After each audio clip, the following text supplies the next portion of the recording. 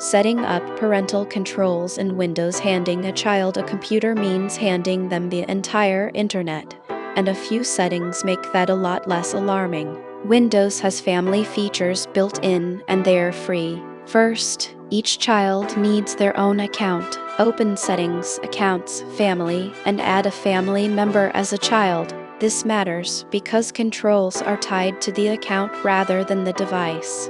Once they've signed in, open the Family Safety page from your own account, in a browser or in the Family Safety app.